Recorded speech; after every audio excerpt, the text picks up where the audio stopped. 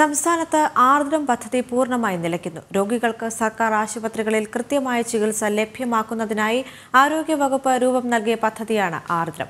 ആരോഗ്യ കേന്ദ്രങ്ങളിൽ ആവശ്യത്തിന് ഡോക്ടർമാരും നഴ്സുമാരും ഇല്ലാത്തതാണ് പദ്ധതി നിലയ്ക്കാൻ കാരണം.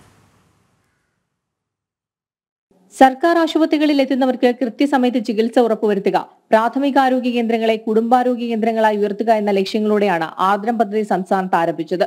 ഇതിനായി ഡോക്ടർമാർ ഉൾപ്പെടെയുള്ള ആരോഗ്യ പ്രവർത്തകരുടെ എണ്ണവും വർദ്ധിപ്പിച്ചിരുന്നു. ആശുപത്രികളുടെ പ്രവർത്തന സമയവും കൂട്ടിയിരുന്നു. 3 ഡോക്ടർമാർ, 4 staff nurse, lab technician, pharmacist, nursing assistant, grade 2 ജീവനക്കാർ എന്നിവരാണ് ആർദ്രം പദ്ധതി നടത്തിപ്പിനായി കുടുംബാരോഗ്യ കേന്ദ്രങ്ങളിൽ വേണ്ടത്. ഇതിൽ 1 ഡോക്ടർ, 2 നഴ്സ്, മറ്റു ജീവനക്കാർ ഓരോന്ന് വീതവുമാണ് തദ്ദേശ സ്ഥാപനങ്ങൾ നിയമിച്ചു പോകുന്നത്. എന്നാൽ കഴിഞ്ഞ വർഷം ഇത്രയും ജീവനക്കാരെ നിയമിക്കാനാകില്ലെന്ന് ചൂണ്ടിക്കാട്ടി തദ്ദേശ വകുപ്പ് ഉത്തരവ് പുറത്തിറക്കിയിരുന്നു. അധിക സ്റ്റാഫിനെ നൽകേണ്ട ചുമതല ആരോഗ്യ വകുപ്പിനാണെന്നും ഉത്തരവിൽ വ്യക്തമാക്കിയിരുന്നു. നിലവിൽ നിയമിച്ച ഉദ്യോഗസ്ഥരുടെ കാലാവധി അവസാനിച്ചതോടെ ആശുപത്രികളിൽ ജോലി ചെയ്യാൻ ആളില്ലാത്ത സാഹചര്യമാണ്. ആരോഗ്യ വകുപ്പാകട്ടെ കാലങ്ങളായി ആരോഗ്യ പ്രവർത്തകരുടെ ഒഴിവുകൾ നികത്തണമെന്ന ആവശ്യത്തോട് മുഖം തിരിക്കുകയാണ്. ജനം, തിരുവനന്തപുരം.